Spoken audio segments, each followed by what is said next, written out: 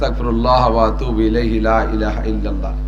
আমার যা ভুলচুক হয়ে গেছে ইস্তেগফারের মাধ্যমে আমি ক্ষমা চেয়ে নিলাম, আর সামনে মরণের জন্য আমি কলেমা পড়ে রেডি থাকলাম, লা ইলাহা ইল্লাল্লাহ।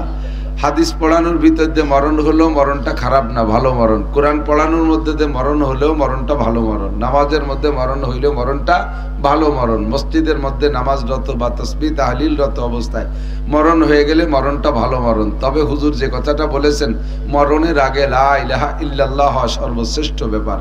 এজন্য উনি হাদিস কোরআন পড়ানোর ফাঁকে ফাঁকে লা ইলাহা ইল্লাল্লাহ পড়ে রেডি থাকেন। যদি এখনই চলে যেতে হয় তাহলে কোনো সমস্যা নেই। আমি কখন কোন জায়গায় মারা যাব আমি জানি না, আমার হায়াত একেবারেই কম, তো অল্প একটু হায়াতের ভিতরে আমাকে ইনকাম করতে হবে। কি আল্লাহ পাক রব্বুল আলামিন বলেছেন, নবী পাক বলেছেন, যে ব্যক্তি কলেমা পড়লো অন্তর থেকে লা ইলাহা, আরেকবার পড়ে নেই, লা ইলাহা ইল্লাল্লাহু মুহাম্মাদুর রাসূলুল্লাহ। কলেমা যারা বিশ্বাসের সাথে পড়েছি, তর্জমা তো জানি অবশ্যই, আল্লাহ ছাড়া কোনো মাবুদ নেই, আর আমাদের জন্য কিয়ামত পর্যন্ত সমস্ত মানুষের নবী মুহাম্মাদুর রাসূলুল্লাহ সাল্লাল্লাহু আলাইহি সাল্লাম। এই কলেমায় বিশ্বাস করে যারা কলেমা পড়ছে তার জন্য জান্নাত ওয়াজিব হয়ে গেছে। কাজে আপনারা যারা আমরা পড়লাম কলেমা, আপনারা জান্নাতে যাবেনই, এর মধ্যে কোনো সন্দেহ নেই। নিশ্চিত থাকেন এ ব্যাপারে যে অবশ্যই খোদার কসম দিয়ে বলবো আপনারা সবাই জান্নাতি। এমনি আকাম কুকাম যা করছেন এর কারণে একটু আকশটে বাড়ি দুড়ি কিছু খাওয়া লাগতে পারে, সেটা ভিন্ন, তবে জান্নাতে যাবেন এর মধ্যে সন্দেহ নেই। কলেমার বদৌলতে জান্নাতে যাবেনই, কোনো সন্দেহ নেই। তো জান্নাতে যাবেন এই কলেমার দ্বারা পাইলেন কি? জান্নাতের ভিতরেই দুনিয়া সমপরিমাণ, কমপক্ষে সবচাইতে গরিব জান্নাতি, যে ছোট জান্নাতি, যার জান্নাতের পরিমাণ ছোট হবে, সেই দুনিয়ার মতো 10 দুনিয়া সমপরিমাণ জায়গা পেয়ে গেছেন। কলেমা পড়ার সাথে সাথে আপনার নামে এত বড় এক দাগ জমি দলিল হয়ে গেছে, এ নিয়ে কোনো চিন্তা নাই। রেকর্ড পর্চা, SARS BRS CS সব কমপ্লিট। এর জন্য 33 ধারা মামলাও করা লাগবে না, বটরা মামলাও করা লাগবে না। যত বড় জমি ভাগে পাইলাম, পেয়ে গেলাম, ছেলে মেয়ের টুকাবার কোন পাশে আলাদা দেওয়া লাগেনি, কেউ যার যারটা সেই পাবে। কিন্তু জমিটা হলো ফাঁকা। জমি কি ফাঁকা, একেবারে চিটিয়াল ময়দান। পিএস লাগানোর আগে যেমন ফাঁকা সাদা ছিল, এইরকম ফাঁকা জমি, কোথাও কোনো একটা গাছপালা দুগলো মুগলো কিচ্ছু নাই। এখন ওর ভিতরে আপনার যা যা দরকার ওটা এখান থেকে কামাই করে নিতে হবে। ওই ফাঁকা জমিতে আপনার বিল্ডিং এর দরকার, এখান থেকে বানাতে হবে।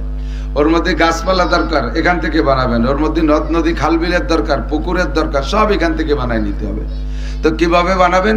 এক একটা আমলের ওসিলায় আল্লাহ তাআলা এক এক প্রকার নিয়ামত ওর মধ্যে দান করবেন। একবার বলি সুবহানাল্লাহ। এর দ্বারা গাছপালা লাগানো হচ্ছে, বলেন আলহামদুলিল্লাহ। এই গাছ আরো বাড়তে তালে আছে, আল্লাহু আকবার। এটাও জান্নাতের মধ্যে গাছ লাগানোর তাসবিহ, এগুলো গাছের বীজ।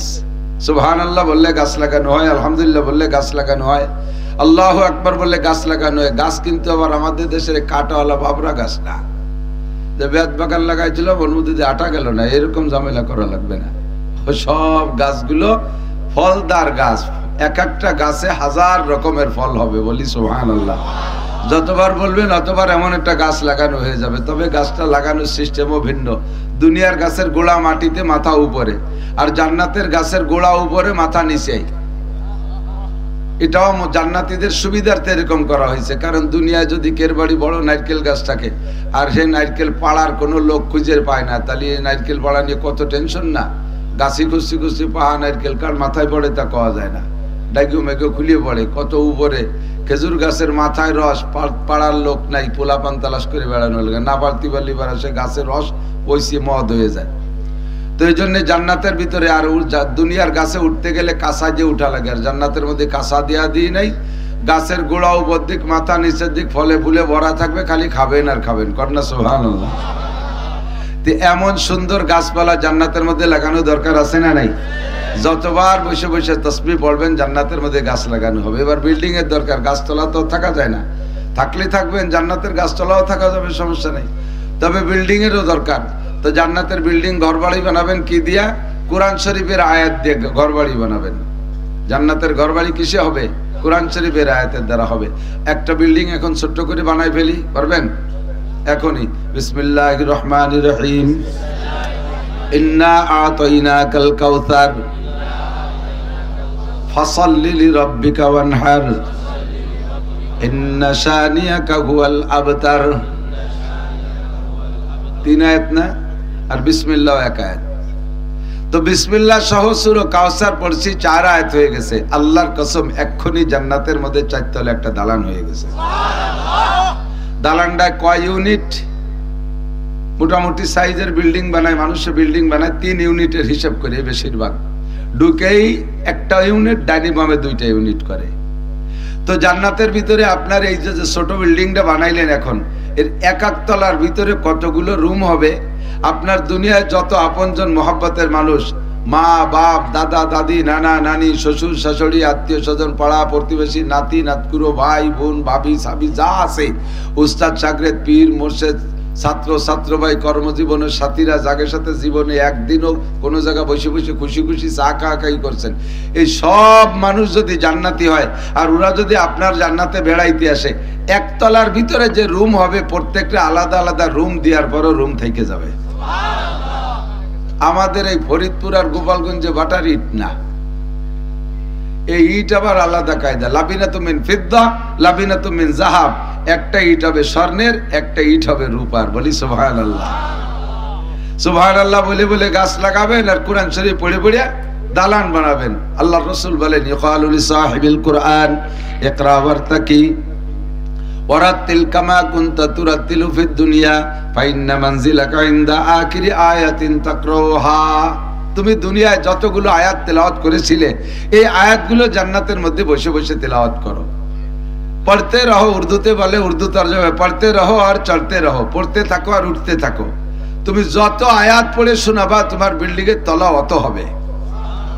পুরো কোরআন শরীফ যদি পড়ে ফেলেন তাহলে আপনার বিল্ডিং এর ভিতরে জান্নাতের মধ্যে কোরআন শরীফের আয়াত সংখ্যা পরিমাণ 6666 হোক আর 6236 হোক, যাই হোক, এই আয়াত সংখ্যা পরিমাণ বিল্ডিং হয়ে যাবে জান্নাতে। এবার আপনি ওই বিল্ডিং এ উঠবেন, বিল্ডিং এর কোনো সিঁড়িও নাই, লিফটও নাই। এত উপরের বিল্ডিং এ উঁচু তলায় কিভাবে উঠবেন? ওই কোরআন শরীফ হবে আপনার সাথী, কোরআন শরীফ আপনার সাথে থাকবে। যে নম্বর তালায় উঠবেন ওই নম্বর আয়াতটা পড়বেন আর ওই আয়াতে আপনাকে সেই তালায় পৌঁছাই দেবে। কথাগুলো একেবারে কেমন যেন ফাও গল্প গল্প মনে আসছে। দুনিয়ার এত টাকাতে সিঁড়ি বানায়, রানিং সিঁড়ি, অটো সিঁড়ি, কারেন্টের সিঁড়ি, তাই কয়েকদিন পর নষ্ট হয়ে যায়। আর এই জায়গা বিনি সিঁড়িতে এত তালা জ্বালানে উঠবো। এজন্য আল্লাহ পাক বলেন, আদাতুল ইবাদিয়াস সালিহিন মা লা আইনুন রাআত ওয়ালা উযুনুন সামিআত ওয়ালা খাতার আলা কলবি বাশার। আমি আমার নেককার ইমানদার পরহেজগার বান্দা বান্দীদের জন্য জান্নাতের মধ্যে এমন নিয়ামত তৈরি করে রেখেছি যা জীবনে কোনোদিন চোখে দেখো নাই। ওয়ালা উযুনুন সামিআত, কোনো কানও তার বর্ণনা শুনে নাই। ওয়ালা খাতার আলা কলবি বাশার। যদি উলামায়ে কিরাম জান্নাতের আংশিক বিবরণ তোমাদেরকে বলে, তোমাদের মেনে নিতেও কষ্ট হবে। কি বলে এত সুন্দর কিভাবে হয়, এত সুন্দর কিভাবে হয়? যেমন ছোট্ট একটা হাদিসে আছে, আল্লাহর নবী বলেন, জান্নাতের ভিতরে পুরুষদেরকে প্রথম দিন যেদিন জান্নাতে যাবে, প্রথম যেদিন জান্নাতে ঢুকবেন, ওই দিন এক একজন পুরুষকে 72 জন করে স্ত্রী হুর দেওয়া হবে। কতজন? এই ভাষালাকে কম হয়ে গেছে, সুবহানাল্লাহ কইনি। কম যদি হয় তাহলে প্রত্যেক মাসে আবার 1000 করে বিয়ে করবা। প্রত্যেক মাসে 1000 করে বিয়ে করার অনুমতি থাকবে। এই স্ত্রীরা যত গুণ আছে সব গুণ বর্ণনা করে শেষ করা যাবে না। ছোট্ট একটা বৈশিষ্ট্য তাদের মুখের লালা হবে এত মিঠা। লাউ বাদাকাত ফিল বাহরি লাকানাত আহলা মিনাল আসাল। জান্নাতি হুররা যদি দুনিয়ায় আইসা জিহ্বা থেকে 1 ফোঁটা লালা দুনিয়ার কোনো পানিতে ফেলে দিত, সারা দুনিয়ার পানি মধুর চাইতে মিঠা হয়ে যাইত। আপনারা মোমেন মুসলমান বিদায় কথা বিশ্বাস করে সুবহানাল্লাহ বলে বেলাইছেন। যদি একে প্রতিবাদের সুরে আপনি প্রশ্ন করতে চান তাহলে আপনার কাছে কঠিন প্রশ্ন আছে।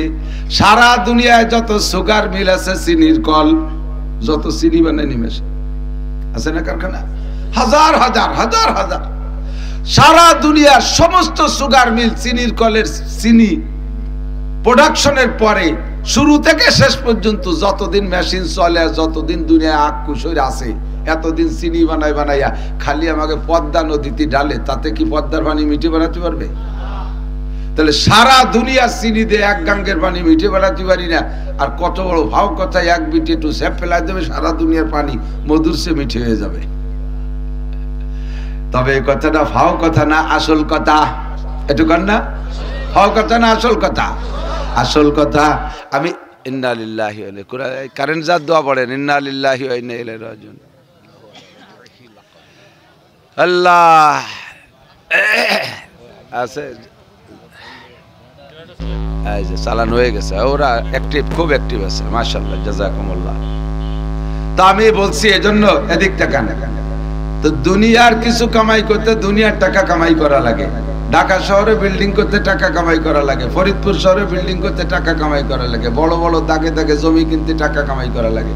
তো জান্নাতের ভিতরে এই বিশাল নিয়ামত, আরো বলতে গেলে রাতভর বলা যাবে, জীবন ভরে বলেও শেষ হবে না। জান্নাতিন তাজরি মিন তাহতিহাল আনহার, প্রত্যেকের জান্নাতের ভিতরে 4টে করে নদী থাকবে। কয়টা?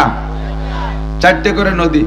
এই কথাগুলো বলার জন্য আল্লাহ নবীকে আল্লাহ পাক হুকুম করেছেন, এবং নবীর এই সিফাতও, ইয়া আইয়ুহান নাবিয়্যু ইন্না আরসালনাকা শাহিদাও ওয়া মুবাশশিরা ওয়া নাযীরা, হে নবী আপনাকে উম্মতের জন্য সত্য সাক্ষ্যদাতা হিসেবে এবং আপনাকে সুসংবাদদাতা হিসেবে পাঠিয়েছি।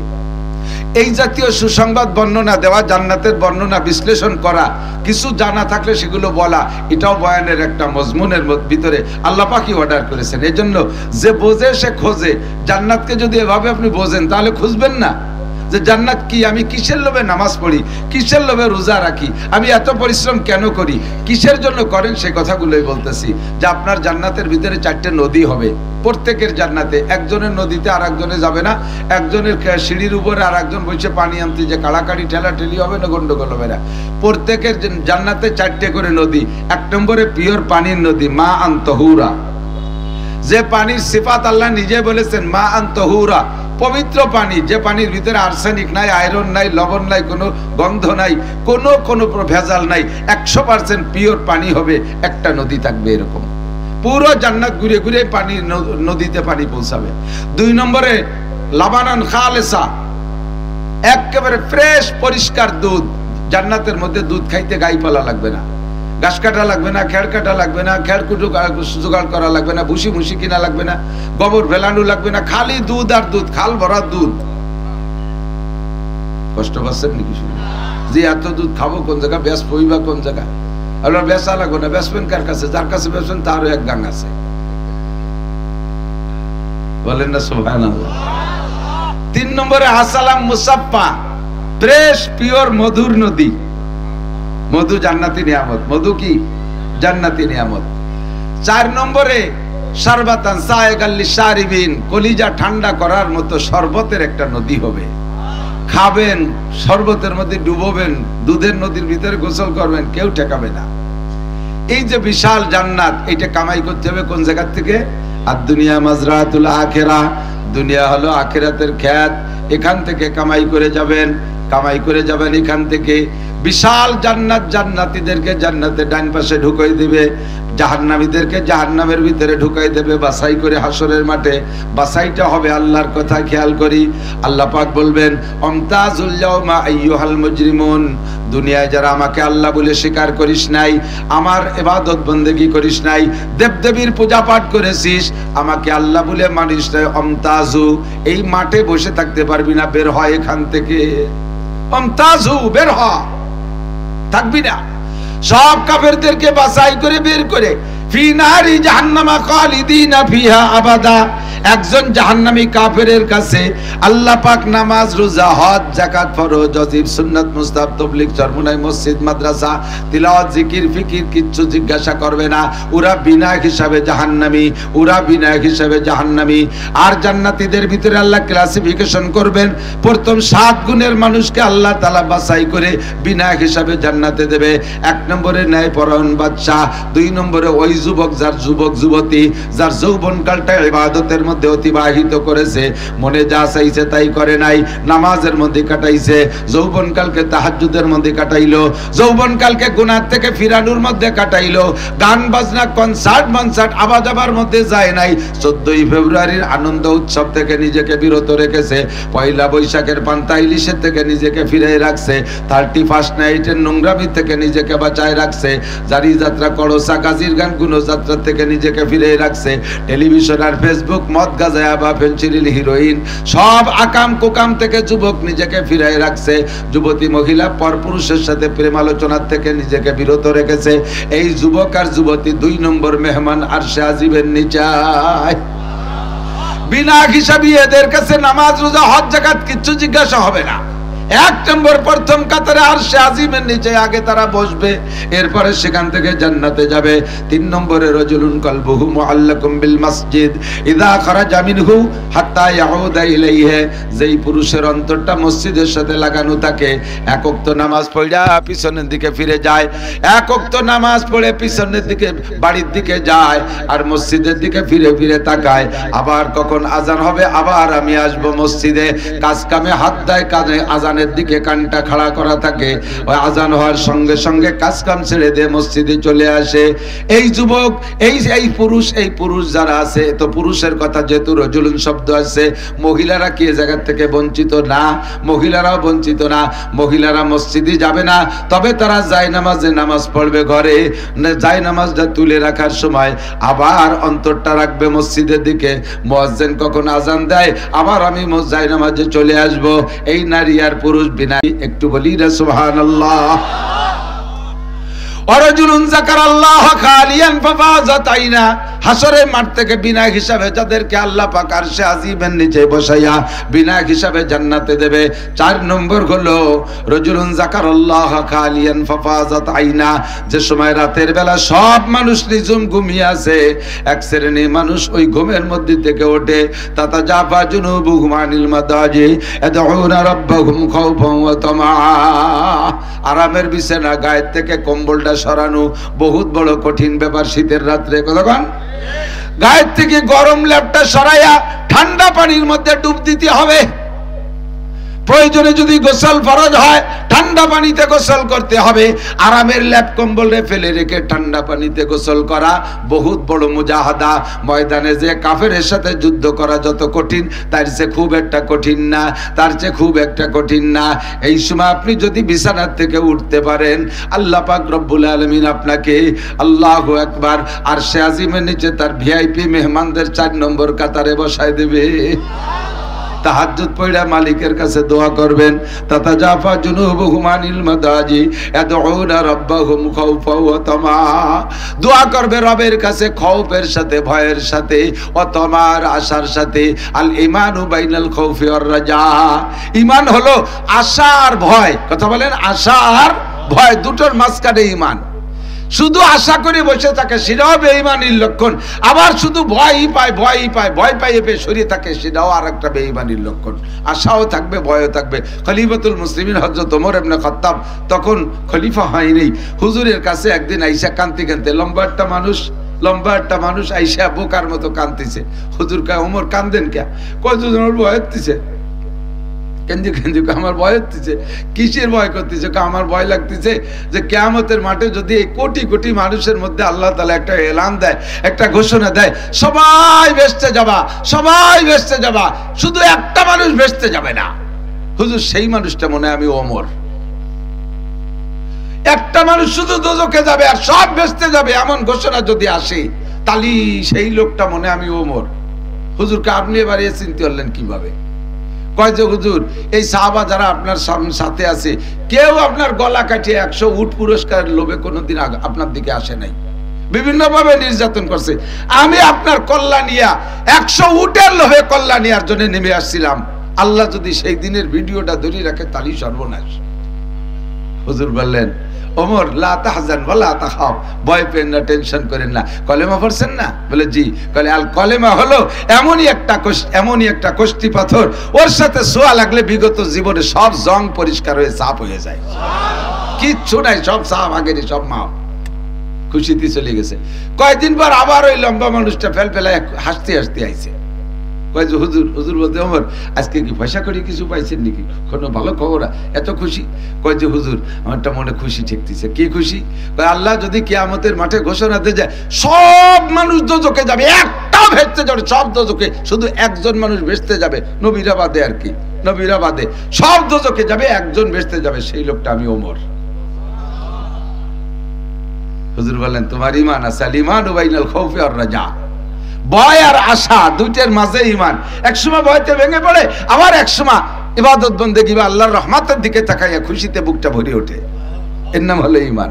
এর নাম কি? একদল আছে শুধু ভয় পায়, আরে আল্লাহ এত গুনাহ করছি, এই কি আল্লাহ মাফ করতে পারে নাকি? মাফ যখন করবেই না তাহলে করতেই থাই, আকাম করতেই থাই, ওকে কপালে তওবা হয় না, বেশি ভয় পাই আবার বেঈমান হয়ে গেছে। আবার আরেক দল আছে ওয়াল আজিজু মান আতবা নাফসাহু হাওয়াহা ওয়া তামান্না আলাল্লাহ, এদিক তাকান। আরেক দল আছে বেয়াকুব, আনাড়ি, কমবক্ত, পোড়া কপালি, হতভাগ্য, মনে যা খুশি তাই করে, মাঝে মাঝে 2 কেজি জিলাপি কিনে দিয়ে মিলাদ দিয়ে বেশতের আশায় বসে থাকে। না যে সবে বরাত আসতেছে, বাইরের থেকে টুল্লা একটা হুজুরের কাছে বিয়ে মারে, হুজুর ধরিয়েন, ক্যাশ ধরায় হুজুরে দেয়, হুজুরে ধরাই দিয়ে কয় হুজুর আমার নামটা মিলাদ পড়ে দেন, আর আমার আব্বা আম্মা কোন জায়গায় আটকে গেছে, বেশতে জাতি বাড়তে জেনে না বাসে, 2 কেজি জিলাপি দিয়ে ওনাকে বেশতে পাঠাই দিয়ে। তো তুই কয় না, আমি বিড়ি খাচ্ছি, ও বিড়ি খাচ্ছে বাইরে থাইয়া, ও মসজিদে যাও, ওর বাপরা বেশতে ভাটাতে 2 কেজি জিলাপি পাঠাই দিছে। বেশতে যদি এত সহজ হতো তাহলে এই বিটারা জীবনে সবকিছু বিসর্জন দিয়া 40-50 বছর বুখারীর হাদিসের মধ্যে 3টা বেতনে পড়ে থাকতো না, অত সস্তা হইলে। বেশতে যদি এত সস্তা হতো তাহলে বছর গাড়ির দিন সারা রাত দাঁড়িয়ে দাঁড়িয়ে নামাজ পড়তো না। তোমার 2 কেজি জিলাপি দিয়ে বেচতে এত সস্তা। হুজুর বলে এরালা হাম্মক, এত বিশ্বাস করে ফেলাইছে, মানে তকদিরের পর বিশ্বাস। একজন তকদির আল্লাহ কয়, হুজুর আমি মানে মুফাসসাল পড়ি, আমার তকদিরের পর খুব গাঢ় বিশ্বাস হয়ে গেছে, এর কারণে ইবাদত বন্দেগী খুব একটা ইচ্ছা মতো করি না। তা কিরম তকদির পর বিশ্বাস হলো? কইছে অল কদরি খাইরিহি ওয়া শাররিহি মিনাল্লাহি তাআলা, ভালো মন্দ যা হয় সব আল্লাহর পক্ষ থেকে ফয়সালা হয়, উপরের থেকে যা না হয় তা কিচ্ছু আমার দ্বারা করা সম্ভব না। একটা গাছের পাতাও নড়ে না আল্লাহর বিনা হুকুমে। এই যে বিড়ি সিগারেট যা খাইটাই, এ আল্লাহ সব রুজিতে লেহে রাখছে বলি তো খাই। এই জায়গা আমার কি মাতুব্বাড়ি আছে, আমার কি হাত আছে? কপালে নামাজ নাই, আল্লাহ লেখে না, এই জন্যই ভরি নিয়ে। এত কপালটা যদি বিশ্বাস করো, তা আসো কপাল আনো 2টি জুতোর বাড়ি দেখাই চলে যাও। বিশ্বাস করো যে রুজিতে 2টি জুতোর বাড়ি ছিল, কালাম ফিরে আবার সেই 2টি ফেরত দাও কে? ওই পর্যন্ত বিশ্বাস করে চলে যাও, নাকি যে রুজিতে জুতোর বাড়ি ছিল, খাইয়ে চলে গেলাম, সে সময় দিয়ে আবার ওই 2টি ফেরত দাও, ওই 2টির সাথে আরো 2টি বাড়াই দাও, তাকে। এগুলো সব বেঈমানির লক্ষণ।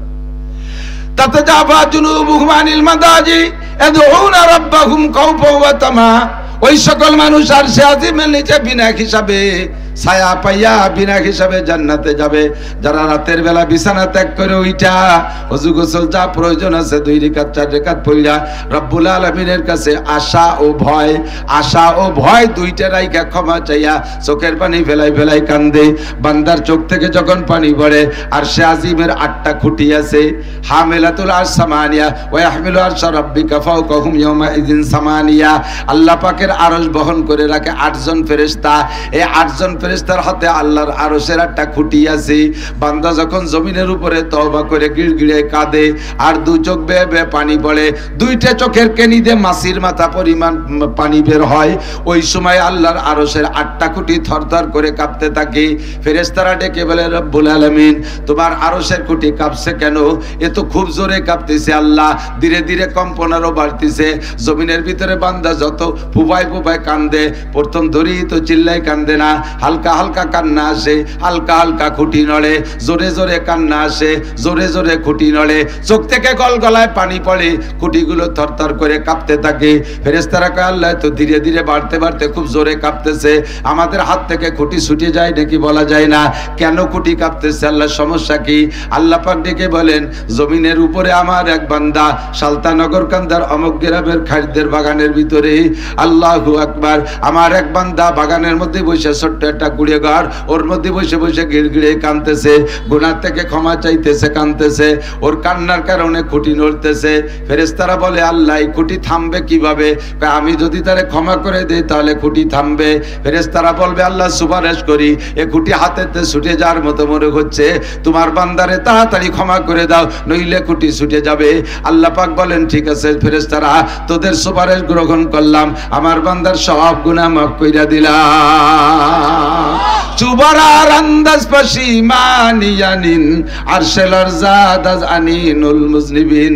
আল্লামা জালালউদ্দিন রুমি রহমাতুল্লাহ আলাইহি বলেন, মারকাবে তওবা আজায়েব মারকাবাস, মারকাবে তওবা আজায়েব মারকাবাস, বরফ लगता ज़्यादा बा एक लहज़ा पस, चुबरार अंदाज़ पशिमानियानिन अरशल अर्ज़ादाज़ आनिनुल मुज़निबिन। गुनाहगारेर चोखेर पानिर ओसिलाय, चोखेर पानिर कारणे आल्लाहर आरशेर खुঁটি পর্যন্ত কাঁপতে থাকে। এই সময় যদি আপনি শেষ রাতে উঠে কাঁদেন, ভাই গুনাহ তো কেউ করেন নাই, হ্যাঁ এলাকার তো কেউ গুনাহগার নাই, হ্যাঁ যদি বলা হয় সারা দিন গুনাহ করেন নাই এরকম একটা লোক আছেন কে? আশা করি কেউ বলতে পারবেন না আমি আছি।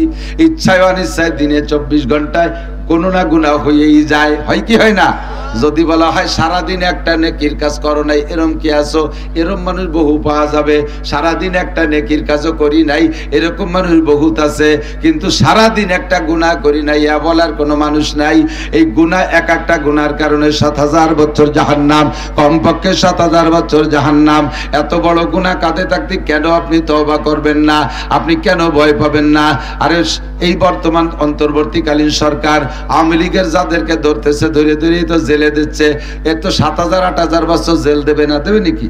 কেউরে 2 মাস পর ছেড়ে দিচ্ছে, কেউরে 3 মাস পর ছেড়ে দিচ্ছে, কেউরে 5 বছর 7 বছর এনে রাখবে, সর্বোচ্চরে ফাঁসি দিয়ে দেবে। তার বেশি আর কি করবে? এর চেয়ে বেশি আর করবে না। তার ভয়তে দেখো দেশ থেকে দেশান্তর কত পলাপলি, কত কি আত্মগোপন করা করি চলতেছে। ও দোস্ত কত তওবা যে অন্তরের থেকে করতেছে তার আল্লাহই ভালো জানে। কিন্তু একটা গুনার কারণে 7000 বছর জাহান্নামে পড়বা। তুমি হাজার হাজার গুনাহ করে বসে রইছো, কেন তুমি তওবা করবা না? কেন তুমি কাঁদবা না? রাতের বেলা উঠে যদি চোখের বেলায় কাঁদতে পারেন আপনার স্থান হবে আরশে আজিমের নিচে। বলি না সুবহানাল্লাহ। 5 নম্বর রজুলানে তাহাব্বা ফিল্লাহ ইজতামা আলাইহি ওয়া তাফাররাকা আলাইহি। ওই দুই ব্যক্তি আরশে আজিমের নিচের ভিআইপি মেহমান, যেই দুই ব্যক্তির ভিতরে ভালোবাসা হবে আল্লাহর ওয়াস্তে। কিসের জন্য? টাকা পাওয়ার লোভে না, সুরত চেহারার লোভে না, নফসানি যৌন চরিতার্থ নষ্টামি করার জন্য না, দুনিয়ার কোনো অর্থ সম্পদের লোভে ভালোবাসা না, ভালোবাসা একমাত্র আল্লাহর ওয়াস্তে। আমি আপনাদের কাছে জানতে চাই, আমি মাওলানা নাসির আপনাদের এলাকায় জায়গা জমি রাখি নাই, সেই সুবাদে আপনাদের সাথে সম্পর্ক নাই, কোনো প্রকার আত্মীয়তা এলাকায় করি নাই, সে সুবাদে কোনো সম্পর্ক নাই। এমনি এমনি আশা যা করি, আপনারা আমাকে ভালোবাসেন কিনা? মাগরিবের পরে এত মানুষ চলে আসছেন, নিশ্চয়ই তো ভালোবাসার টানেই আসছেন, ঠিক না? আমিও আপনাদেরকে ভালোবাসি। এই জায়গায় এই মাঠে আজকে জমা হয়েছি তো আল্লাহর ওয়াস্তে, দিনের খাতিরে, দিনের খাতিরে। কাজে আমরা আপনারা এই দুই দলের মানুষই আরশে আজিমের নিচে জায়গা পাবো ইনশাআল্লাহ। তবলিগি যে দেখবেন 14 পুরীর 14 জন, ফরিদপুরের একজন, শরীয়তপুরি একজন, মাদারীপুরি একজন, রংপুরি একজন, দিনাজপুরি একজন, সৈয়দপুরির একজন, এইরকম 14 পুরীর 14 জন দিয়ে এক জামাত। মাত্র একটা চিল্লে দিয়ে ঘুরে আইসা কাকরাইল এসে, কাকরাইল থেকে যখন যার যার বাড়ির দিকে যায় বিচ্ছিন্ন হয়ে যায়, কেমন যেন ভাই মরা শোকের মতো গলা জড়াই ধরে কাঁদতে থাকে। তবলিগি যারা গেছেন তারা 2-1 সাক্ষী দেন, কথা সত্য না মিথ্যা? আরে গলা জড়াই ধরে কাঁদেন। এই জায়গা যে 14 পুরীর 14 জন এক জায়গা হয়েছিলেন, কি ছেলে মেয়ে বিয়ে দেওয়ার জন্য, ব্যবসা বাণিজ্যের জন্য, জায়গা জমি কেনার জন্য। একজনের চেহারার পর আর একজন আশেক হয়ে গেছেন নাকি ও জায়গা। ও জায়গা 14 পুরীর 14 জন, 12 পুরীর 12 জন, 12 পুরীর 13 জন, এর সাথে আগের কোনো সম্পর্ক নাই।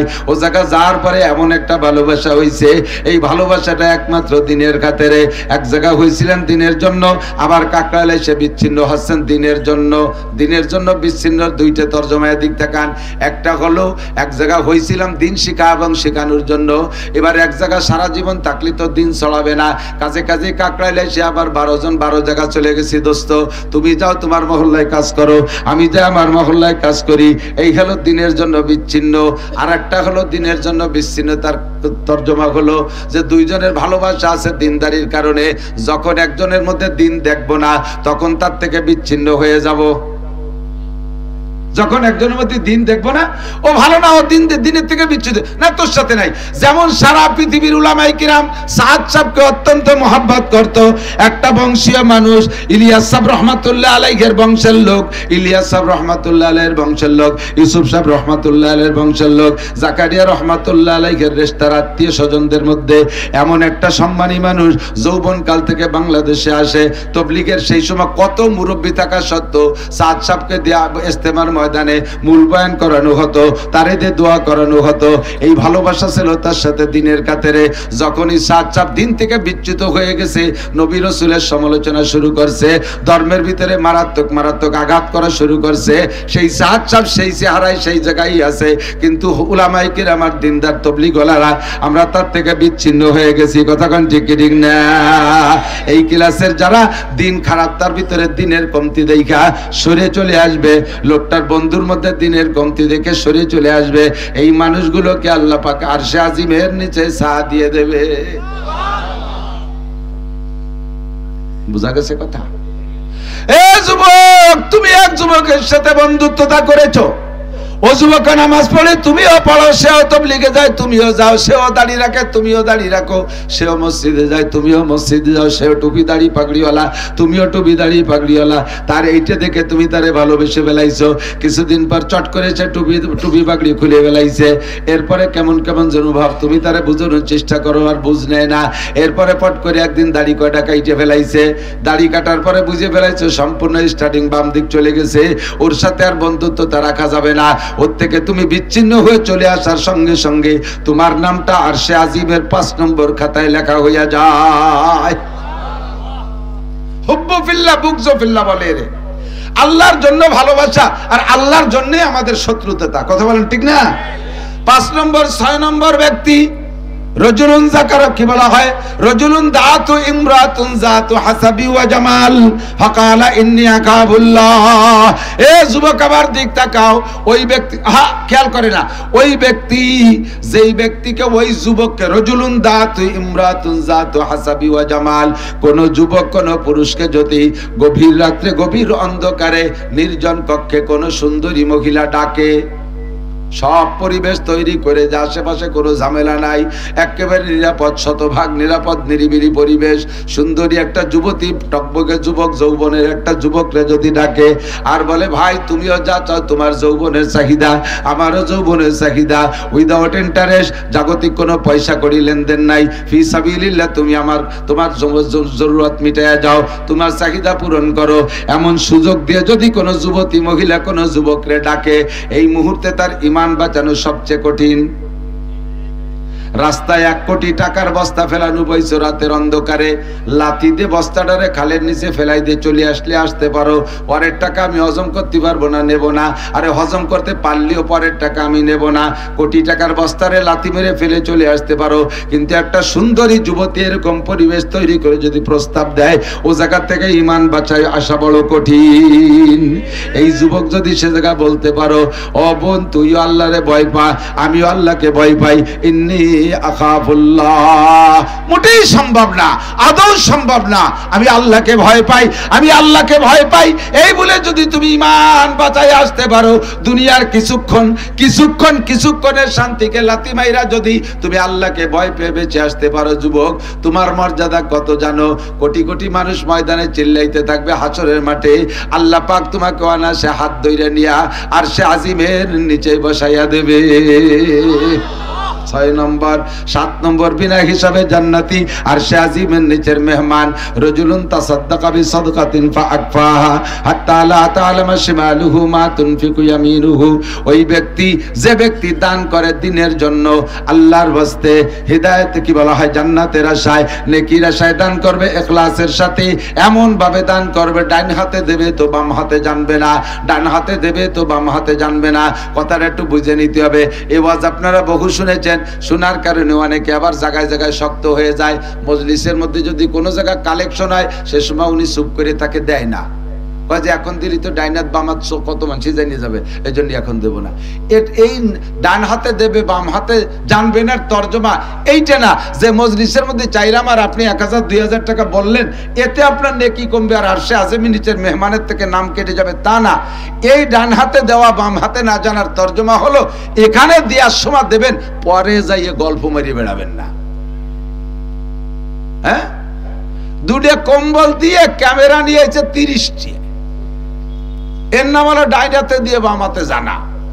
কম্বলের আবার চেহারা কি মাঝে মাঝে কইতে আমি, কম্বল খান কি কম্বল, 80 টাকা দামের কম্বল, যা যারে দেয় ও গায়ে দেয় না, ও নিয়ে ছাগল রে জ্যাকেট বানায় দেয়, ছাগল রে আর বাছুরের উপর দিয়ে তলে গিরিয়ে দিতে, ও আবার 2 বার পেশাব করে ফেলছে ভিজিয়ে, পরে ছটছড়ার কাঁপতেছে, কাকা তাড়াতাড়ি খুলি নেন না, করোনা হতে পারে, আমার এসি আসতেছে, ফুলিয়ে নিয়ে ধুইয়ে তাই দিয়ে আবার হাঁড়ি ধরা নেকড়া বানায়, এই সাতার কম্বল দিয়ে তাই আবার কুড়ি দিয়ে ক্যামেরা দিয়ে ভাইরাল করো, ফেসবুকে ছেড়ে দাও। এর নাম হলো ডাইন হাতে দিয়ে বাম হাতে জানা। দেবার সময় দেবেন উন্মুক্ত ভাবে দেবেন, 10,000 20,000 50,000 লাখ টাকা দেবেন, আপনি মারহাবার লোভ করবেন না। এই মারহাবার লোভ করার নামই হলো বাম হাতে জানা। দিছি তো দিছি, আমি জান্নাতের জন্য দিছি, এই জায়গায় আবার মারহাবার লোভ কি? যে ইবাদতই করব কার জন্য? ওয়ালা ইউশরিক বিইবাদাতি রাব্বিহি আহাদা, ইবাদত করব তো আল্লাহরই জন্য করব। কার জন্য? আল্লাহর জন্য। হজ করব তো মানুষকে জানানোর কি দরকার? আর হজ করে এসে একবার হজ করে আসার সাথে সাথে গুড়ায় আল হাজ লিখতে হবে। যদি কোনো জায়গায় লেখে পোস্টার আল হাজ লিখতে হবে। কয়বার হজ করছেন? একবার, তাতে আল হাজ লিখতে হবে। 40 বছর নামাজ পড়েন, যে নামাজ পড়ে তারে আরবিতে কয় মুসল্লি, তা আল মুসল্লি তো লেখেন না কোনো জায়গায়। 40 বছর নামাজ পড়ে আল মুসল্লি লেখেন না। 40 বছর রোজা রাখেন, রোজাদাররা আরবিতে কয় সায়েম, তো কোন জায়গাতে আসসায়েম লেখেন না। আসসায়েম আব্দুল মালিক, আল মুসল্লি আব্দুল মালিক, জীবন ভরে মিরই লিখে যাচ্ছেন। আর এবার একবার হজ করে এসে গোড়ায় হাজিতে আল লাগাই দিতে হবে, আল হাজ। এগুলো সব রিয়া, এগুলো সব কি? যাহা করিবা ইবাদত, এই কথার তর্জমা হলো যে কোন ইবাদত মানুষ দেখানোর জন্য নয়, মানুষের প্রশংসার জন্য নয়। আমি মাওলানা নাসির ওয়াজ করতেছি, আমার এই ওয়াজটার দ্বারা হাজারো মানুষ হিদায়াত পাচ্ছে, আল্লাহর রহমতে হাজার মানুষ নামাজি হয়েছে, দাড়িওয়ালা হয়েছে, তবলিগি যাচ্ছে, ফায়দা পেয়ে যাচ্ছে। কিন্তু এর পিছনে আমার সমস্যা, আমি যদি ওয়াজের পরে প্রশংসার লোভ করি তাহলে আমার সব শেষ। আপনারা ইহুদা বিহি ওয়া হুয়া লা ইয়াহতাদি, আমার ওয়াজের দ্বারা আপনারা হিদায়াত পাবেন, আমি হিদায়াত পাবো না। আমি মুশকিলে আছি। বেরোয় যাওয়ার সময় কান খাড়া রাখি, দেখি আজকের ওয়াজের প্রতিক্রিয়া কি আসে। যদি কেউ কয় না অন্য দিনের মতো হয়নি, মন খারাপ হয়ে ব্যস্ত বেড়ার তল দিবার ওই তাড়াতাড়ি গাড়ি ছাড় দেরিয়ে যাচ্ছে না, মানে ওয়াজের প্রশংসা হয়নি। আর যদি কয় যে আজকে দারুণ ফাটাফাটি ওয়াজ করছে হুজুর, যা কইছে আজকে, আর কি যে কণ্ঠ, সাথে সাথে তাল দেয়, কয় এই 3-4 দিন তাই গলা বসে গেছে, তার নালি দেখতে কি যেতাম, মাইক ফাটাই ফেলাই দিতাম। আসলে একজনে কয় যে তোরে দিবারই ভালো দেখা যাচ্ছে, কয় তাই 3 দিন নাই নিয়ে তোরে খুব ভালো দেখা যাচ্ছে, তাতেই যা ভালো দেখা যাচ্ছে তাই তো তুমি প্রশংসা করলে। আর যদি গোসল হতাম তাই 3 দিন নাই নিয়ে না লিভারা তাহলে কিরম দেখা যেত? এই যে সমস্ত প্রশংসার লোক, এইগুলোরই ওই কথার ভিতরে আসছে যে রাজুলুন তাসাদদাকা বিসাদাকাতিন ফাআকফাহা, দান করছে গোপন রাখছে, হাত্তা লা তাআলামা শিমালুহু মা তুনফিকু ইয়ামিনু। তবলিগে 3 চিল্লে দিয়েছে, নিসাবি চিল্লে দিয়েছে, চৌরাস্তায় চার দোকানে বসে বসে গল্প মারে। মিয়া তবলিগ তো করো, নিসাবি চিল্লে দাও, এ বেটা কোনোদিন মিস করে না। তুমি যাও মিস করো না, তোমার লাভ, তাই না? গল্প দাও কে কতক্ষণ দেখছি মসজিদে কি রাখি দেয়, এ বিটার চাইতে বেশি আর কেউ দেয় না। দাও তুমি আখিরাতের জন্য, এ বিটা কইবার কলার জানো কে? যা দেশ সব শেষ, যা দেশ সব শেষ। আল্লাহু আকবার। বলতে যে সরে চলে যাচ্ছে, আমার সময় কম, সময় শেষ হয়ে যাচ্ছে।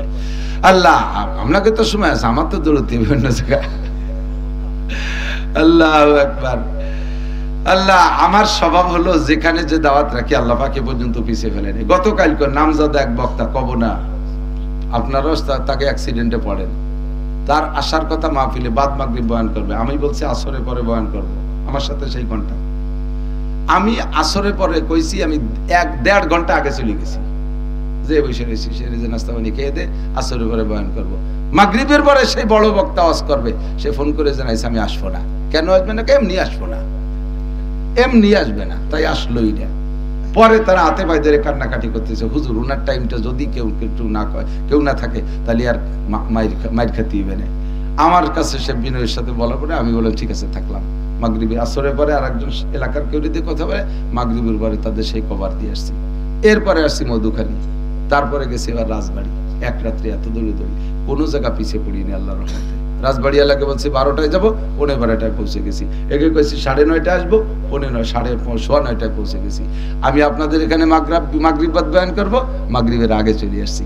আবার যেখানে কথা আছে সে জায়গা আমি 20 মিনিট আধা ঘন্টা আগে যাবো। আপনাদের সাথে তালে ভরি আমি এই জায়গা সবটুক ডাইলি দিই, ওই জায়গা দাবল খাবো, ওর মধ্যে আমি নেই। আমি উম্মতের কাছে মরিদ হতে রাজি না, আপনারা আমার কাছে মরিদ হতে হবে। যতটুক হয় ততটুক নিতে রাজি আছেন না ইনশাআল্লাহ? ইন্না ইদ্দাতা শুহুরি ইনদাল্লাহ 12 শাহর, আমি আয়াত পড়ছি এটা, এর সাথে 2-4টে কথা এদিক তাকান। আরবিতে 12 মাস, কয় মাস? ইংরেজিতে কয় মাস? বাংলায়ও বিশ্বে অনেক জায়গায় অনেক আঞ্চলিক ক্যালেন্ডার আছে, অনেক ক্যালেন্ডার আছে, শুধু এই 3টেই সারা দুনিয়া না। আমাদের বাংলা এলাকায় বাংলা ক্যালেন্ডারটা চলে, বৈশাখ জ্যৈষ্ঠ আষাঢ় শ্রাবণ ভাদ্র এভাবে। আর ইন্টারন্যাশনাল আন্তর্জাতিক সারা পৃথিবীতে চলে ইংরেজি ক্যালেন্ডার, এটা সারা দুনিয়ায় আছে। জানুয়ারি ফেব্রুয়ারি সারা দুনিয়া বলে, যেহেতু ইংরেজি ভাষা ইন্টারন্যাশনাল এই জন্য ইংরেজি ক্যালেন্ডার ইন্টারন্যাশনাল।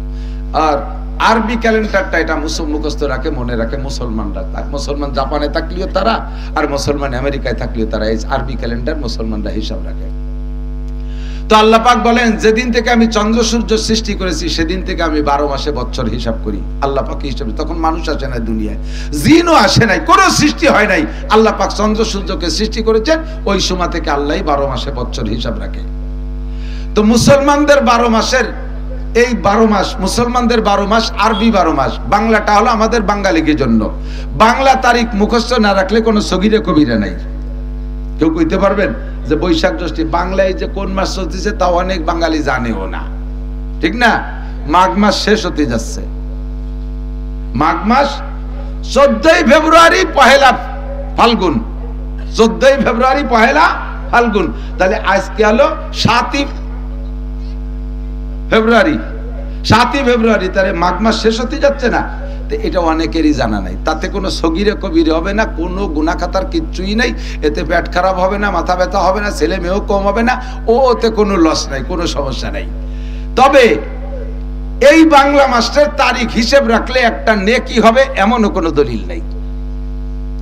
ইংরেজি মাস 31 চলে গেছে কত নোংরামির মধ্য দিয়ে, ওই ইংরেজি মাস 31 চলে গেছে এক নোংরামি। আবার আস্তে আস্তে এই চলতেছে ফেব্রুয়ারি, 14ই ফেব্রুয়ারি, আরো সারা দুনিয়া জুড়ে আরেকটা নোংরামি চলবে। হাজার হাজার লক্ষ লক্ষ জেনা হবে 14ই ফেব্রুয়ারিতে।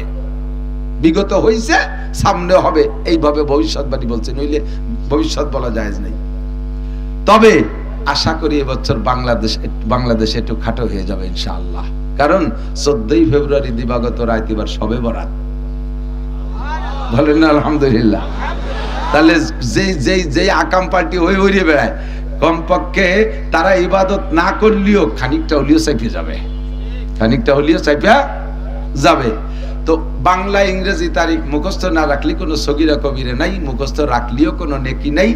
আরবি মাসের মাসগুলো মুখস্থ রাখা সুন্নতে মুআক্কাদায়ে কিফায়া, আর এর তারিখও মুখস্থ রাখা সুন্নতে মুআক্কাদায়ে কিফায়া, যার সাথে আমাদের মুসলমানদের অনেক ইবাদত সম্পৃক্ত, ঠিক কি না? শবে বরাত কোন মাসে?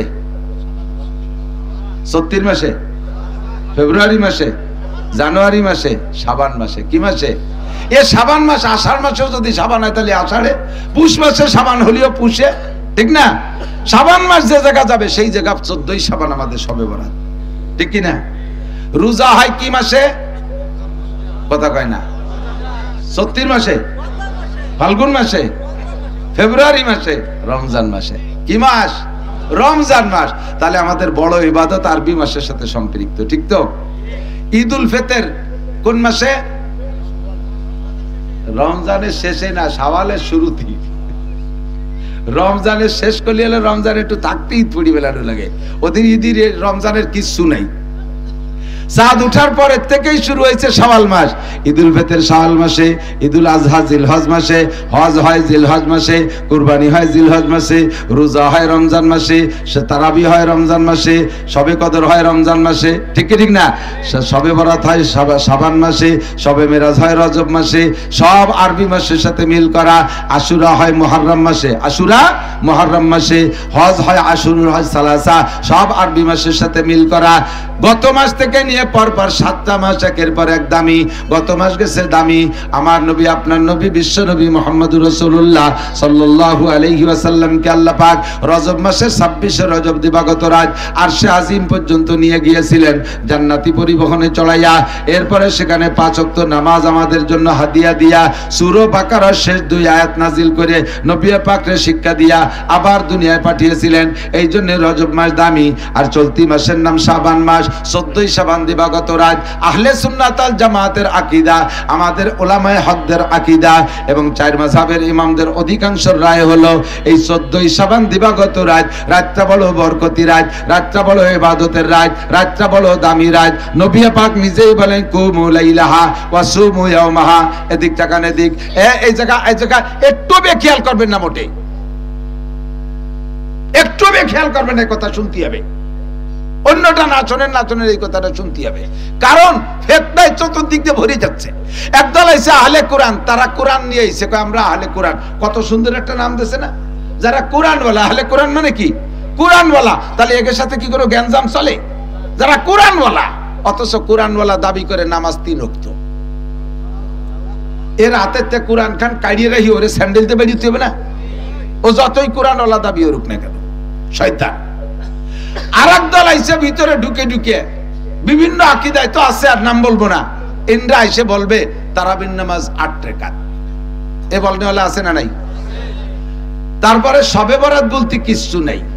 তাই যে আমাকে হুজুররা করে যে কয় যে এই জয়ীফ হাদিস। কি হাদিস?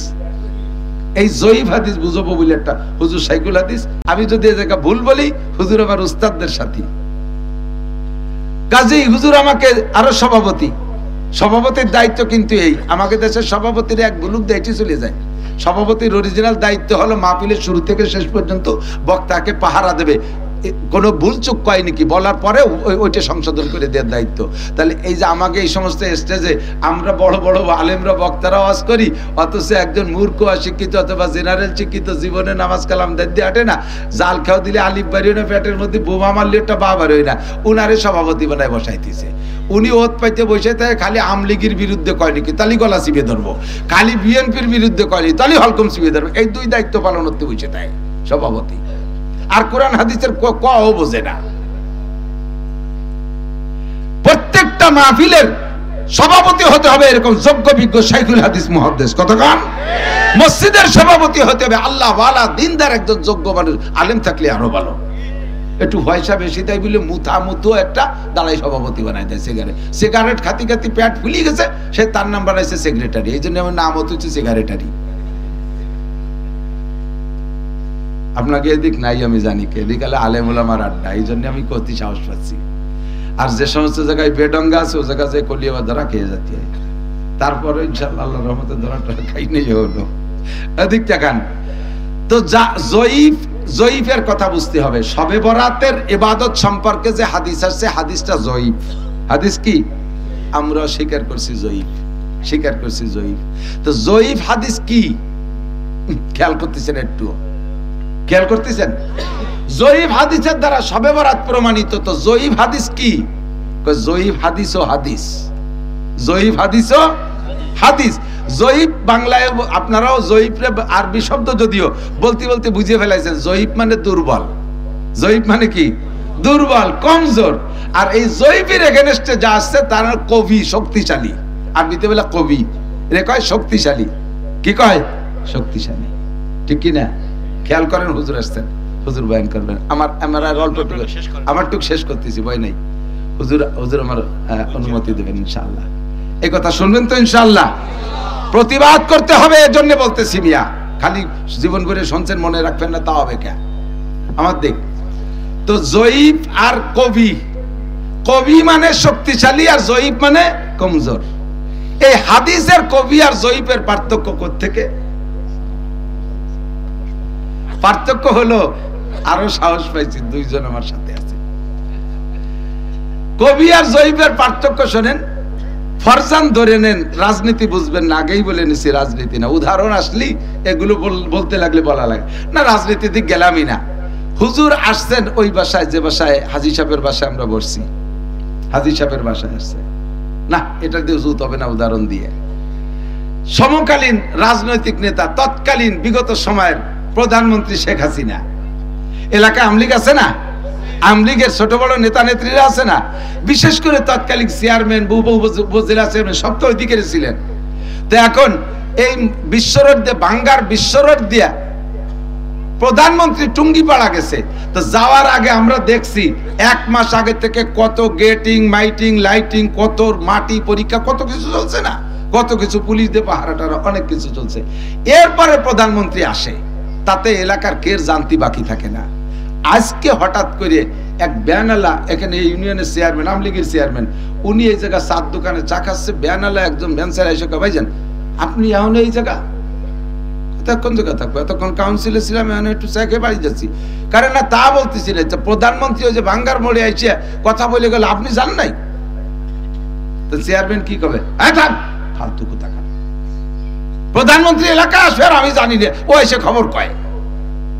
আর চেয়ারম্যান ধমক দিলে ও টিকতে পারিনি, ও চলে গেছে ব্যানসালাই। তো এর মধ্যে ওই বাঙ্গার বাজারে মাছ বেচতে গেছিল এক জাইলিয়ে, সে জাইলিয়ে মাছ টাছ বেচে এসে কয়, চেয়ারম্যান সাহেব আপনি জান নাই? কোন জায়গা যাবো? কাকা প্রধানমন্ত্রী দেখলাম ওই যে রোড মিটিং এ কথা বলতেছে, টুঙ্গি ভাড়া যাচ্ছে। আরে চুপ কর। এবার কিন্তু ধমকটা আটটু হালকা হয়ে গেছে। আগের জন্য প্রধানমন্ত্রী আসবে আমরা জানি না। এবার যখন যাইলিয়ে কইছে, এবার কয় চুপ কর, একটু স্লো হয়ে গেছে। ওরে ধমকায় তাড়াই দেওয়ার পরে একজন মেথর ওই বাসতে কোদাল, মানে ওই যে পায়খানাটাকে সাফ করে কোদাল গাড়ি বালতি একটা হাতে, ও আইসে কয় যে এই তো এইমাত্র চলে গেল, আরে আপনি এখন আপনি যে আর পাবেন না। নেই কারে কয় যে প্রধানমন্ত্রী যে চলে গেল, এখন আর কথা কয় না। তিন দুর্বল, কয় দুর্বল? তিন দুর্বল। ভ্যান চালানি এক দুর্বল, তারপরে জাইলি এক দুর্বল, মেথর এক দুর্বল। তিন দুর্বলে যখন একই কথা কইছে, এখন চেয়ারম্যান সাহেব ফোন দিচ্ছে ওই জায়গা, ওই এটারে ওই জায়গার নেতা একজন রে, সুবান ভাই রে ফোন দিছে। সুবান ভাই সত্যি কি প্রধানমন্ত্রী এসেছিল? আর কি একেবারে না কইয়াই পেছতে যে চলে গেল, না কইয়া এসে চলে গেছে। এখন এই তিন দুর্বল বলছে যে প্রধানমন্ত্রী আসছে, তাতে কি ওই জায়গা প্রধানমন্ত্রী আসা হয়নি? ওই নেই আসা না, ব্যানসার নিলে কইছে উনি আসলেও আসা হয়নি, কোদাল কুভাই নিয়ে কইছে উনি আসলেও আসা হয়নি, তাই বলবেন? প্রধানমন্ত্রী আসছেই বলছে, খবর দিয়েছে কারা? তিন দুর্বল। একটা খবর দুর্বল, একটা খবর যদি এক দুর্বল, দুই দুর্বল, তিন দুর্বলে বলে, তখন আর দুর্বল থাকে না, তখন সেটা শক্তিশালী হয়ে যায়। কথা বোঝেন নাই? তো হাদিস জয়ীফ কথা ঠিক আছে, কিন্তু জয়ীফ বলে এই কারণে আবু বকর কই নেই, ওমর কই নেই রাদিয়াল্লাহু তাআলা আনহুমা, উসমান বলে নাই, আলী বলে নাই, তালহা জুবায়ের বলেন নাই। ধরে নেন এরকম এরকম বড়রা যারা আছে শক্তিশালী, ইন্দ্রা কেউ বলে নাই, বলছে দুর্বল দুই তিন সাহাবী এক একজন করে বলছেন। দুর্বলতার বিভিন্ন কারণ আছে, সব কারণ তো আপনাদের বলে পারা যাবে না, আমি শুধু উদাহরণ দেওয়ার জন্য বলছি। এখন একই কথা যদি তিন দুর্বলে বলে, তখন কি দুর্বল থাকে? কুমু লাইলাহা সুমু ইয়ামাহা, রাত্রে জায়গায় ইবাদত করো, দিনের বেলা রোজা রাখো। তিন দুর্বলে বলছে, এখন আর দুর্বল থাকে না। আমাদের মুহাদ্দিসিনে কিরামদের রায় এরকম দুর্বল হাদিসের পর আমল করা সহি আছে, এবং এজন্য আমল করতে হবে। তবে আমলটা কি?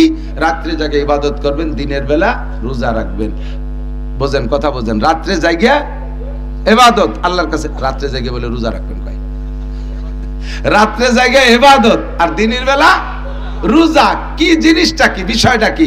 সারা রাত চাইবেন আল্লাহর কাছে। আল্লাহ পাক হাদিসে আসছে, আল্লাহ নবী বলেন, আল্লাহ তাআলা আয়েশা ডাকতে তালে দেখ, আলা মুস্তাগফিরিন, কে আছিস গুনাহগার চলে আয়। আলা মুস্তারজিকিন, কে আছিস অভাবী চলে আয়।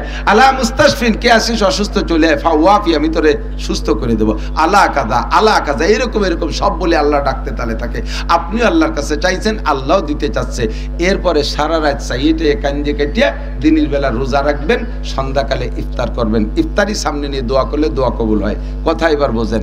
এই শবে বরাতের কোন জায়গা হালুয়া খাতে হবে, রুটি খাতে হবে, গরু মারতে হবে, পোল্ট্রি মারতে হবে, এ কোনো জায়গা নাই। এই শবে বরাতটা উপলক্ষে না খাওয়া কান্নাকাটি আর না খাওয়ার দিন। Same quality. এদিক থাকেন, বিগত দেখছি তো সরকারদের সময়, এই আওয়ামী লীগ সরকারের সময় এক সময় দেখলাম মাস্টাররা ধর্মঘট করছে, মনে আছে নাকি? প্রাইমারি মাস্টার যারা ছিলেন তারা, মাস্টাররা, টোটাল মাস্টাররা ধর্মঘট করছে। এ বাড়াতে হবে, ও বাড়াতে হবে, সে বাড়াতে হবে, কতদিন পর্যন্ত এই মোনাজাত করিয়ে যাচ্ছে, তা মোটে প্রধানমন্ত্রী মোনাজাত কবুল করেই না। লাস্ট ফিনিশিং যাইয়া সব মাস্টাররা যাইয়া পল্টনে যাইয়া অনাশন ধর্মঘট, পেটের উপরে থাল একখান থুয়ে শীতে শুয়ে রয়েছে, দোয়া কবুল না হলি খাবো না, বাড়ি যাব না, এই বলে কাপটি ধরে রয়েছে। কিছু কিছু চালাক মাস্টার গোপনে গোপনে যে চারটে খাই এসে আবার থালছে পেটের পর থুয়ে শীতে শুয়ে রয়েছে। আর বেশ কিছু জন 30 জনের মতো শুনলাম, খুব কঠিন। এই 30 জন সম্পর্কে সাংবাদিকরা বলছে যে ওনরা সম্ভবত মারাই যাবে, 3 দিন কিচ্ছু খায় না। যখন এই না খাওয়া অবস্থা দেখে মরে মরে ভাব, প্রধানমন্ত্রী বলছে ঠিক আছে ওনাদেরকে বাড়ি যেতে বলো, ওনাদের সব মোনাজাত কবুল করে নিলাম। এরকম অনাশন ধর্মঘট, এর কি কয়? অনাশন ধর্মঘট। আল্লাহ কয় সারা বছর আকাম কুকাম যা করছো সবে বরাতে মাপ চাও, কাঁদো, আগামীবার কি লাগবে চাও, রাতভর চাও, কাঁদো, কাঁদিয়ে কাটিয়ে এরপরে দিনের বেলাটা অনাশন ধর্মঘট করো, খাবা না, রোজা থাও, রোজা থেকে এরপরে সন্ধ্যের আধা ঘন্টাকে ইফতার নিয়ে বসো, বসে এটা খেজুরটা টোয়াবা, নায়ের দ্বারে দিবা। আল্লাহ কয়ে ফেরেশতারা দেখ দিদি খাই ফেললো, আর তো 1 ঘন্টা আছে। কয় না আল্লাহ ও বেকায়দা লোক খাবে না, খেজুর ধরে, পিএজি ধরে, চুলাটা ধরে, খায় না, তুই দেয়। এর মধ্যে দোয়া করছে, আল্লাহ গত রাত্রে যা চাইছি দিন ভরে আমি খাই না, আমি অনাশন ধর্মঘট, তোমার আমার দোয়া কবুল না হলে আমি আজকে ইফতারও খাবো না। ইফতারের সময় আল্লাহ কয় যা ফাতাকাব্বাল তো দোয়া, তো সব দোয়া কবুল করলাম। তাহলে এ জায়গা পোল্ট্রি মারিয়ে খাওয়ার কথা কোন জায়গা আছে? গরু মারিয়ে খাওয়ার কথা, এটা তো অনাশন ধর্মঘট, না খাওয়ার দিন। এত খাওয়া, এত হালুয়া, সে হালুয়ার দাপটে কি চাবে আর না চাবে সব ভুলে যায়। রাত ভর বিটিরা রুটি ফিটে হালুয়া বানাইতে বানাইতে রাতটা শেষ করে বেড়ায় দেয়। এটা খাওয়ার রাত না, খাওয়ার দিন না। খাওয়ার রাতের দিন আলাদা আছে। একটা হলো 2টা ঈদের দিন, আল্লাহ রাসূল, আল্লাহ পাক নিজেই বলেন, নবী পাক বলেন আইয়ামু জিয়াফাতিল্লাহ, 2টা ঈদের 5 দিন, ঈদুল ফিতরের দিন আর ঈদুল আজহা 2 দিন, আর ঈদুল আজহার পরে 3 দিন, ঈদুল আজহার পরে 3 দিন। এই 5 দিন হলো মেহমানদারি, এই 5 দিন জম্মের খাওয়া।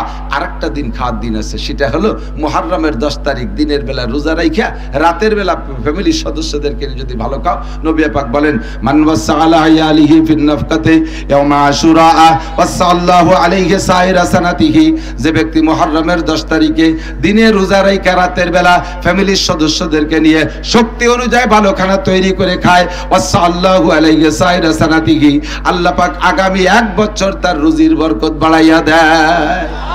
কোন কিতাবে নাই যে ব্যক্তি পয়লা বৈশাখে পান্তা ইলিশ খাবে আগামী 1 বছর আল্লাহ তারে জম্মের খান খাওয়াবে। আল্লাহ কয় বছর শুরু করবি যেভাবে শেষ হবে সেইভাবে। ফান্তা বাদ্যে শুরু হচ্ছে, বছর ভরে ফান্তা খাতি খাতি জান যাবে। মুহররমের 10 তারিখে ভালো দিন, এই দিন ভালো খানা খেয়ে শুরু করবা, সারা বছর ভালো খানার ব্যবস্থা হবে। তবে শবে বরাত এটা খাওয়ার দিন না, এটা হলো কান্নাকাটির রাত। আর দিনের বেলা হলো অনশন ধর্মঘট, না খাওয়ার দিন। রোজা রেখে আল্লাহ পাকের কাছে চাইবেন, ইফতারির সামনে করে যখন রোজাদার দোয়া করে আল্লাহ পাক রোজাদারের দোয়া কবুল করে। এই জন্য আমরা আসন্ন শবে বরাতে ইবাদত করব। এরপরে আসতেছে শাহরুল্লাহ, কি বলা হয়, সাইয়্যিদুশ শুহুর, রমজান মাস, সমস্ত মাসের নেতা মাস রমজান মাস। অনেক ফাজাইল, আমি সব তো বলার সময় পাচ্ছি না, আমি এখান থেকে চলে যাচ্ছি।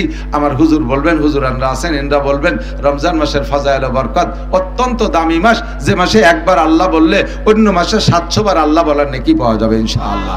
যে মাসে 1 খতম কোরআন শরীফ পড়লে অন্য মাসে 70 থেকে 700 খতম পর্যন্ত কোরআন শরীফ পড়ার নেকি আল্লাহ তাআলা দান করবেন।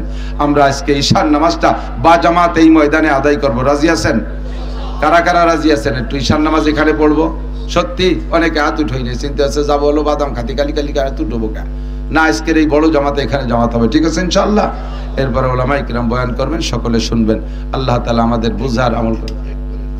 একবার নড়াচড়া নাই, একবারে নামাজ হবে। হুজুর এখনই কথা বলবেন, অনেক সুন্দর হয়েছে, এটা বেশি সুন্দর হয়েছে, বলেন আলহামদুলিল্লাহ। সবাই বসে, কেউ আগে আকবারি একা একা নামাজ পড়তে যান না, বড় জামাতে নামাজ পড়বেন শেষে। সুবহানাল্লাহি বিহামদিহি, সুবহানাল্লাহিল আযীম, সুবহানাকাল্লাহুম্মা বিহামদিকা আশহাদু